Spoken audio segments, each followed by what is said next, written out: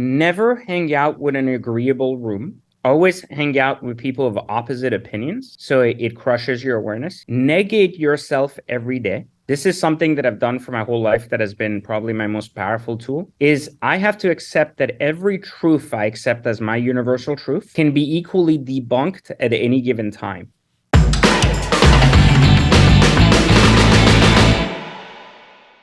Jay, welcome to the show today, man. Yeah, I appreciate you guys having me on. Yeah, so you're just kind of like this huge influence in a space of luxury assets and just in general, you're a phenomenal entrepreneur. How did you get into entrepreneurship? So, well, first off, out of necessity, when I was very young, it was primarily based on not having a green card and not having an option, right? You need to eat, you need to figure out how to make a dollar. So that was my original take at it was more self-employment, I should say, than entrepreneurship. And then over time, finally got a green card and got a great career in banking, and that was a fantastic about decade of my life. And past that, once I got fired from that incredible six-figure job, I started rethinking my approach to I'm not going to drink the Kool-Aid again. Like I drank it the first time, I thought it was fantastic. And so the second time, it wasn't really about oh, I just don't want to work for people because I really enjoyed my career and my job, but it was more about I felt capped, and I said, if I'm going to start over again now that I got fired, why would I go back and start the same thing for the same cap? So the idea that to have a business was more of a limitless opportunity. But, I really had to learn the rules of business before becoming an entrepreneur and innovating that aspect of it. So it took me a good, probably I would say 10 plus years before I even dabbled into real entrepreneurship from really the time I started getting into business. So were you working at the time, PJ? During this 10 years, you actually had some kind of W-2 job, or what were you doing in that? Talk about that transition between W-2 and being completely on your own, because that can be a very unsettling time. Yeah, so I mean, a big part of it was that having a W-2 job feels good and you feel excited because you're like, oh, well, I'm guaranteed money, right? But then it's really about your personal take on what is good money and what is real money. I've always had aspirations to have, multi-million dollar homes and cars and planes and stuff and things that the majority of people would say, well, this is for a later time. I've always wanted to have a Lamborghini very young. I achieved that goal in my early 20s. So when you get to these things early on, you kind of feel like, well, if I'm in my 20s doing what most people are doing in their 60s or 70s, then what's next, right? And when you can't see that path to exponential growth, because the next level, once you have $1 million house and you have a 200K car, isn't just, oh, well, the next car is 250 and the next house is 1.2 million, you got to really step up. So you got to figure out multipliers. And I just never understood what the multipliers were in the business role I had in my W-2. So I was like, even if I became the CEO of that bank, right? Even if I became the highest top tier person, I wasn't going to have a $5 million yacht. I wasn't going to have an airplane. I looked at these things and that didn't really appeal to me. So, when that transition happened, it wasn't about well, I got fired, so it kind of made it easy. I already had a side business at the time, but even when I left, the benefit I had is that I've always taken having a job very seriously. And I felt that jobs are very necessary for people that lack skills. A lot of people want to go to business very early on before getting a job. They do that as a means of hating the norm, or they talk about hating the idea of being a puppet to someone or making someone else rich. I never looked at it that way. I said, look, I lack skills. Clearly, I'm young. I don't know how to do things. So I'm going to get a job to learn. I'm going to get a job working for individuals I want to work for. And if I'm being paid a salary, then that's a huge bonus, so I'm thankful to be able to get a job.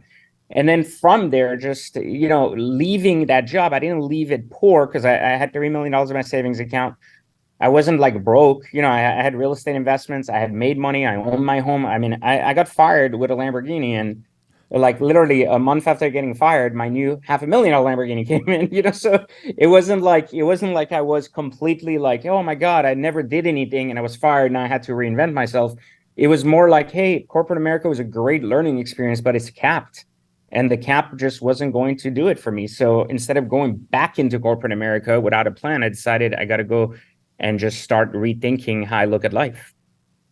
So PJ, when when you're looking at, I mean, not a lot of people have gotten to the level that you've gotten even in entrepreneurship. How did you keep leveling up and getting to that next income level, making sure that you weren't capped and seeing the bigger picture? What are some ways that you went about doing that? So for me, it wasn't, a lot of people say I had this big vision of creating this next Apple company or something that's like huge and et cetera. On the contrary, like it was quite the opposite for me. I said, what am I really good at, right? Like I was like, hey, I have a background of finance. I'm fantastic at this stuff. I understand money beyond and above what other individuals my age understand. And I have this competitive advantage having had skills and an understanding of finance system. But then I said, what am I passionate about? I said cars, watches, luxuries, things that I had from a young age because I earned it. So I was like, well, like how do I combine the two and then ensure I get better year after year? So like, in other words, I was always a teacher, even for my corporate America career. I was always teaching others how to be better managers, how to be better salespeople. And that was my leadership strategy. It was always education. So I've never really changed my tune, though. I think that's what I attribute the huge success we've had across all my companies to, is that I've never changed. People constantly change direction, and for me, it was more like, how do I imagine how powerful you can be if you commit to becoming better at your craft every day for 20 years. Like imagine if you said you're a plumber, like just a plumber, like this is something most people would never associate with being rich.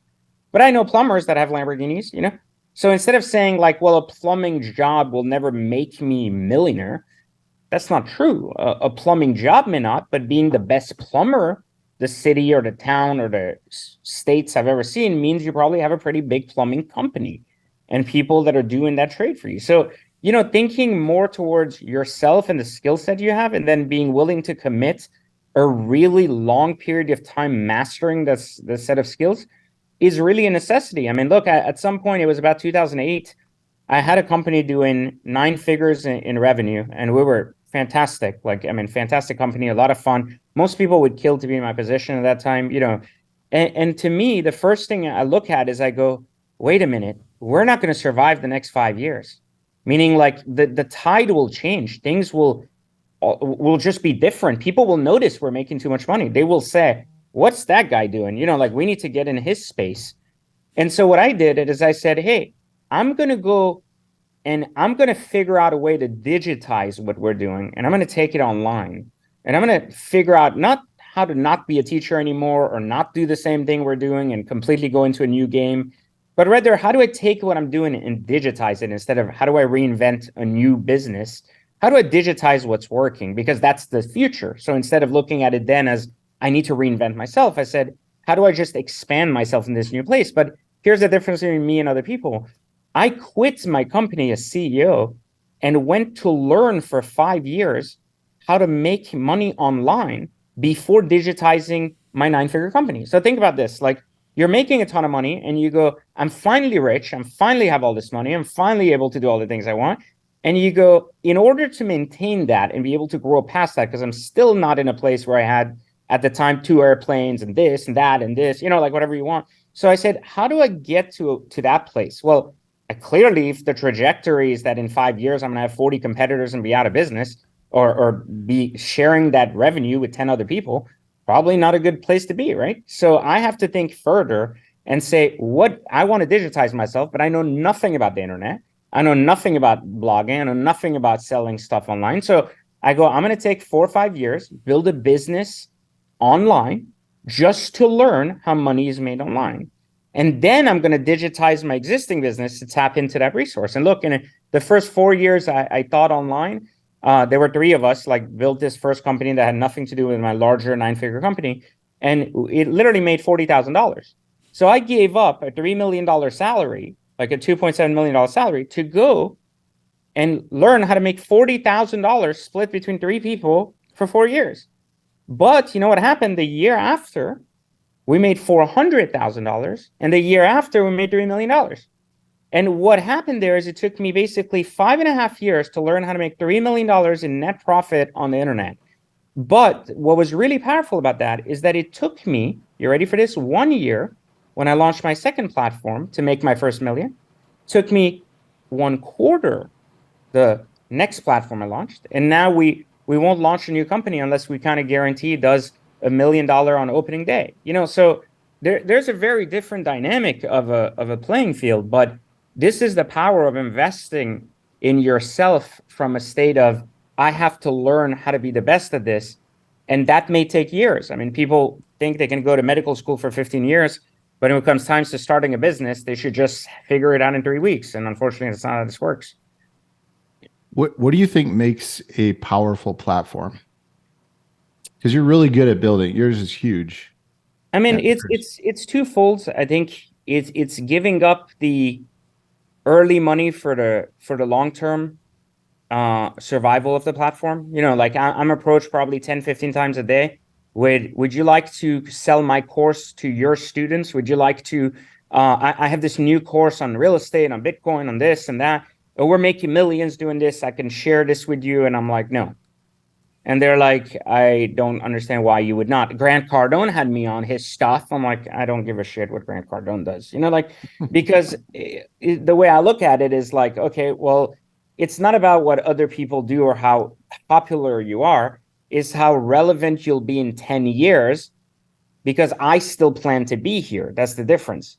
You see, like I'm not building an infomercial business that's going to be gone in 3 weeks and where I'm leaving and students are left in the, well, go fuck yourself. Forgive me for saying, and I don't care. I'm saying I want to practice my trade for the next 30 years, even if it's in different capacities. I want to be that guy still. So how do I ensure that tomorrow I don't have to wake up to the guy I just helped sell courses ended up in a class action lawsuit with 500 guys, for extorting them out of money and running away? Like, well, these are the changes I've had in my life that have enabled me to say no to early money for real long-term, not just authenticity, but real community built, right? Like I protect my students. In other words, this is important to me. Like I protect my assets because they are my testimonials. I mean, we banned so many students that could have made us so much more money if we sold them extra products and services. But we banned them because they're not a fit for the program. Now, when we ban them, if they've just joined, we give them a refund, even if they're out of their refund policy. If we don't believe a student is going to be the right student, we don't want them disturbing the class, basically. So the way I look at it is why, if you don't like me as a teacher, even though I'm not, to be fair, I try not to be likable on the internet. I try to be honest. There's two completely different things, right? I'm a teacher first, not a marketer. So I don't really give a shit if someone likes me or not. But to me, if someone is going to say, look, I hate that guy. He's a jerk. He's annoying. He keeps talking about these things. But I bought his course anyways. I don't want that guy in my community. I don't give a shit what you paid. Because first off, you're going to disturb the class. Every time I say something, you're going to be like, I don't like that guy. He's annoying. Why don't you guys look into this guy or that thing? And I'm like, look, listen, if you're not here to learn, you pick the teacher. I didn't force you to come here. I didn't force you to open your credit card and like buy my program. Any of them, to be fair, right? Like you wanted to learn something. You don't believe there's value in the person teaching. You're not going to learn anything. So there's no point whatsoever in being a dead student in my classroom. So just the fuck out. And we get rid of people that way, like very, very fast. And I think being authentic too is a big part of building great platforms, like being yourself and sticking true to your data and what you know, and not allowing the opinion of others or the agreeability of others to really drive your decision factor in your community. Like a lot of teachers want to agree with their students or make their students feel good about being part of the community. I don't really give a shit. I'm like, listen, this is how classes run. I'm the teacher. I teach you, not you tell me how you want to be taught. If that's not a fit, then go find it elsewhere. Hey, it's interesting. So when you got fired, obviously a decision was made for you, but it seems to me like you figured out a mechanism to reinvent yourself. And what is your advice? When should people reinvent themselves? And then how do you actually do it? Because in order to get to the next level, sometimes you have to let go of the previous one. If you can't do that, you can't go to the next level. So what advice do you have for someone who to reinvent themselves to get to the next level? So that's the trap of life, right? Like making $100K a year is comfortable. You don't want to lose that. Making $1 million a year is comfortable. You don't want to lose that. And the argument is it's a scale game, right? Like making $1 million a year is plenty to have a great life, right? Like most people that would make $1 million in dollar profit a year in their pocket, would probably be really well off and probably have a lifestyle they're very happy with, like a really nice house, really nice things. And they might have families, children, like wives, whatever. And there's a support mechanism that comes there. And there's this fear that what if I go for the bigger piece and what if I miss it, right? And what if I lose this because it took me so long to get here? So that's where the risk comes. So one thing that's really important early on is to never get attached to your wins ever. This is something a lot of people feel very differently on. They're like, you have to celebrate all your wins. Like every time you do something fucking stupid, just be like, it worked. Oh my God. Like we're going to go out. We're going to like celebrate. We got our first client. And the way I look at it is I go, no, you don't do that shit, because that makes you start to feel comfortable about winning when you haven't won the war or the big game. Imagine if every time in a war, the soldiers that won one single battle against a tank were like, all right, we're going to go party now because we blew up that tank. Well, they'd be dead by the morning, right? So the way you got to basically look at it is like, you can't celebrate until peace has come and the victory that you seek has been achieved. So the majority of times why people get stuck is they never really knew what they wanted to begin with. So if you ask someone, what do you want in life? They'll be like, I want to be rich. I want to have a nice car. I want to have a nice house. I want to have like all the money for my wife, for my kids. But they don't really define that. What does that look like? Like, what is rich to you? It's like, well, I want $1 million, but that's like cliche, right? Like, how do you, like, what does that look like? Like, what does that mean per month? Like, what are you really looking to have with that $1 million? Because having $1 million cash, once you start buying assets, basically you're broke again. You don't have shit. So like by the time you have a down payment on a house and you have this, like you don't have anything. So like most people that want to be millionaires basically don't even understand what it means to be a millionaire, or like what it means to really have millions to spend, which is completely different from saying I made $1 million. I think to reinvent yourself is one, you have to have a really good idea of what you're trying to invent to begin with, because you can't reinvent if you don't really know what you were trying to invent to begin with. So first, you may not have a skill or a trade, so you might be more focused about inventing a lifestyle, meaning like a dollar that gives you that dollar you want. But two, at some point, you're going to have to invent the person more than the outcome, which means that you're not inventing the dollar that you're going to make, but you're inventing and reinventing and continuously improving the human being that makes that dollar. So like, what is that person needing to look like to get to the next level? When we focus on the external, every time something blocks us or something occurs along the way, it prevents us from finding like ourselves, because we go, oh, I didn't meet that goal. Like some years I have maybe less revenue, than the year before. Like it goes up and down, just like that's how business works. But I've never been not as good at my job a year after the previous one. So like even if revenue may have gone down out of context, it still didn't change that I was a better person, meaning I was better equipped to be who I am, or have learned more and reinvented myself to ensure that doesn't happen again. But as a result, when economic factors are in your favor, then suddenly you skyrocket because you're the first one sitting there. I mean, I could give you a simple example, saying nothing different than there were a lot of people that were in a good position to make incredible money right at the edge of COVID, like right before the pandemic started. And they were in a good place. And then something like the pandemic that you can't even like guess, right? This isn't like you wake up and you're like, all right, the world's dying from this shit. We don't know what it is or how it works. Everybody's dying. Okay, cool. So now everything's stopped. Every country's closed. We don't know what's going on. Our supply chains disturbed, blah, blah, blah. There were a lot of people who went into hiding from that and fear. And I got strategic and doubled down. When everything reopened, I like 20x my business in like 3 months, because I didn't let a circumstance just get me to go backwards, right? I said, I am who I am. I'm going to figure out how to like navigate this. And I stood and I said, maybe we stand still. We don't know what's going on, but I'm standing by the door, right? Like as soon as it opens, we're out and running. And there are people who the first thing they were doing is trying to figure out like, okay, so how do we downsize our business out of fear? Like, how do we make sure I keep more money in my pocket right now? Like, yeah, that's ridiculous. I mean, the same thing. We were like, we're not doing that. Let's keep moving with our business. PJ, I'm curious, how do you specifically define financial freedom, and why is it so important? So financial freedom to me is simply defined by the capacity to not have to have the opportunity cost for the lifestyle you want versus the investments you need. So what that means is like you need X amount of investments to maybe make money or do something or whatever it is in your business.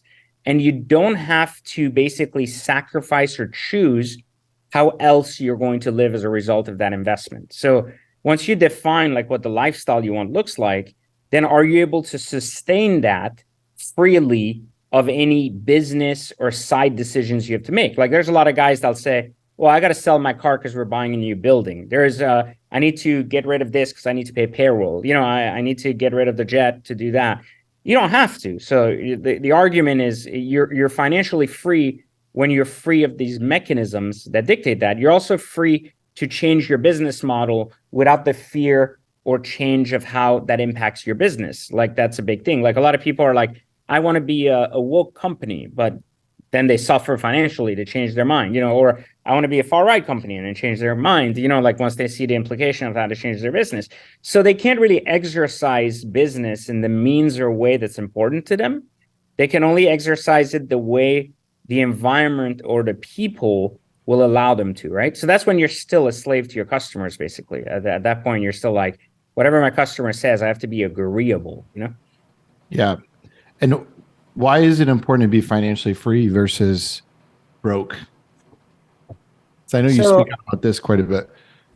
Well, I would say if I had to choose between how important is freedom versus poverty, I'll tell you this very simple thing.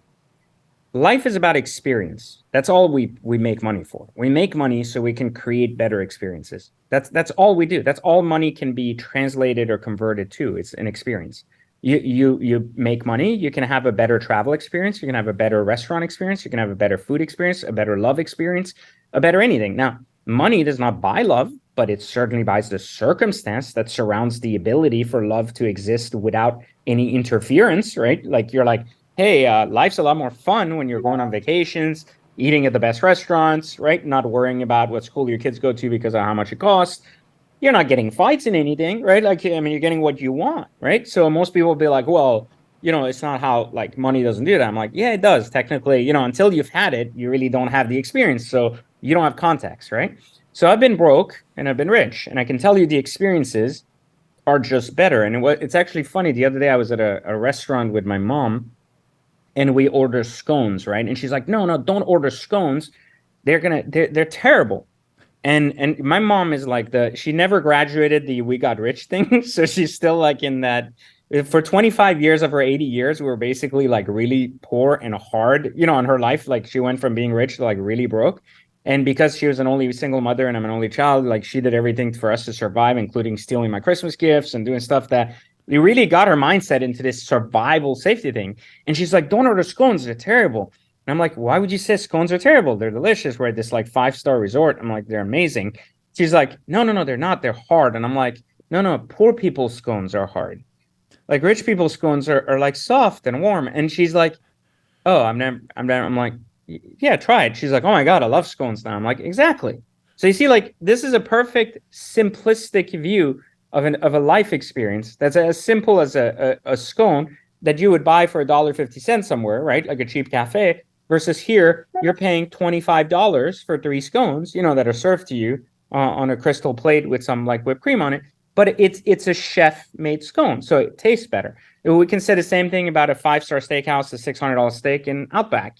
I can guarantee you there's no single person who's ever gone and eaten a $500 steak that's going to turn around and say, I can't wait to go have Outback tomorrow morning, right? And you cannot undo things like cars and watches do. Like you can drive a Ferrari, right? And you can own one for a year, then go poor because something happens in your business and you have to sell it, but you will get back and you will get a Ferrari. You will never settle again for a Honda or something, because once you felt it, that's how our bodies, our humanity is made. Basically, our senses are prone that we can only move forward like time, right? Like, so we're built in a manner that allows us only to enjoy better and better experiences, never backwards, just like time doesn't go backwards. So it's so important to understand that that's what money is. And leverage is created with wealth, and experience is created with wealth. And so now I can tell any single person who is satisfied with their life now and is afraid to break the next step, go and do the things that the next step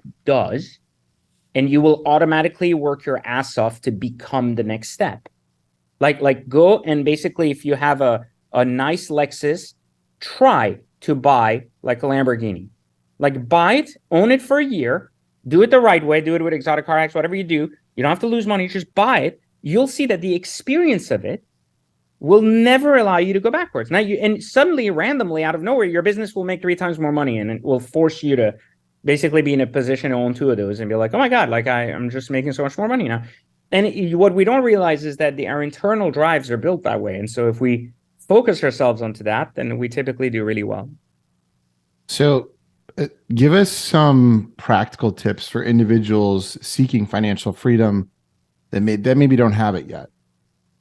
So never hang out with an agreeable room. Always hang out with people of opposite opinions, so it crushes your awareness. Negate yourself every day. This is something that I've done for my whole life that has been probably my most powerful tool, is I have to accept that every truth I accept as my universal truth can be equally debunked at any given time. Therefore, I am never disappointed when I find out the truth somewhere else, 3 weeks later, 3 months later, 3 years later, as shit, I've lived my life the wrong way, you know? Instead, I think of it as I just didn't know better. I now have evolved to that. And with information and seeking information on an ongoing basis, you do that. I think that's really important. And then 2, really align your even financial plan with the intent you attempt or want to get out of it. So like a good example would be, so many people say, I have savings. And I'm like, great. Like savings are good. Like you should have some level of savings to ensure if something happens, you're in a good or able to ride out a storm. But that's all savings are good for. There's nothing else that savings is good for. But people get stuck in this place where they go, I have to have more savings. Well, I go, okay, fair argument. Now, how will having more savings get you to your financial goal? Well, what's your financial goal? I want to make 20 grand a month. Okay, well, you're making 2 grand a month at home, like working from your job. Where is the financial plan to bridge that gap? Like how will savings get you closer to 20 grand a month? Do you have a mutual fund plan? Do you have a stock plan? Do you want to put the savings in stocks? That's where you're saving. A lot of people just do things because they've been told to do things. They're programmed to do things. They're not actually thinking about, how does that get me there? And to me, that was the thing that got me out of corporate America mentally. It was like, okay, I'm driving a Lamborghini. Everyone else of my peers that's making $100,000 to $250,000 a year is driving a black Lexus. I clearly don't fit in this shithole. Doesn't matter how cool it is or not. Like I just don't fit here. I have a bright orange Lamborghini. Everybody drives a black Lexus. Someone is different, and it's not them. I'm not going to convince 20 people to change. I'm the one that doesn't fit here. So like, what is it that I want? Oh, will the next job get it to me? Nope. Will the job above that get it to me? No. Will the job above that get it to me? No. Then if I got promoted 3 times magically to the highest level CEO position in the next 5 years, even though it's never historically happened, I still wouldn't have the financial freedom I want. So why stay on this path? If even a miracle occurred, I wouldn't be happy. So it doesn't align to reality. And I think most people are so afraid to face that, because that means they might have to change jobs. They would have to think about how to come up with a business idea, that they just freeze and go, well, I guess time will make me figure that out. And unfortunately, time will make you rot like an apple that's not being eaten. You can put it in the fridge, but it's still going to rot. It's just going to take a lot longer. And that's basically what society and a job is. It's not that it's bad. It gives you time to figure it out, but it can also crush you if you get really complacent with how much time you have. Yeah, man, that's crazy. One of the other things I want to touch on real quick, PJ, is I notice every single person I interact with on your team is just unbelievable. How important has it been for you to have these types of people around you, and how did you build that? So it's more about having a culture not focused on employee satisfaction. Like most companies are built around employee retention, but rather the way we look at all of our companies is about vision, experience for both the employee and the customer. So like the the balance of that more than anything else. Like, is the customer being rude to the agent? Then the customer is fired. Like, we're willing to fire both sides of the equation, you know? Like, now, if there's an employee that's doing something wrong, same thing. Like, it doesn't make a difference, you know? Like, the experience first before anything else. Whichever side is destroying that experience needs to go, right? It doesn't make a difference who it is.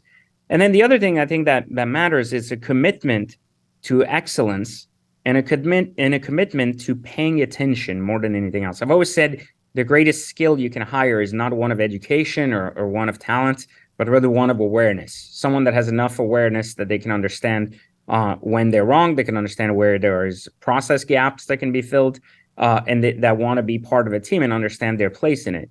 That's really, I think, a big part of what I was able to cultivate in my banking career, then in my businesses, and then finally here, in my online businesses. But I think that plays a big role, and that is how you cultivate trust, because the consistency is the excellence. The consistency is what people trust. Like, even employees trust that when they're doing a consistent job, they're going to get a raise. They're going to make more money. When the company makes more money, every one of my employees makes more money. Like, and that's the key. And it's not about, and I never look at their dollars from like, what does a person in your job make? Like what should I hire less for? Instead, I go, a company has tribal knowledge, right? Like, of how the culture is, how things are. And I value that so much that I think that it's important to reward that. And also remember, every one of your employees that just works for you is giving up an opportunity to work for themselves. And I know not everyone is cut out that way, but you have to have enough awareness to understand that. You can't just be like, well, I work for myself and I have no cap on my pay, but they do, right? Like, so what? They're just employees. Well, if you think of them like that and you think of them as expandable, they're going to think of you as just a job. And I think that's where the big difference is. A lot of people complain. They're like, there's no corporate loyalty left in America. Like, none of these corporations care about us.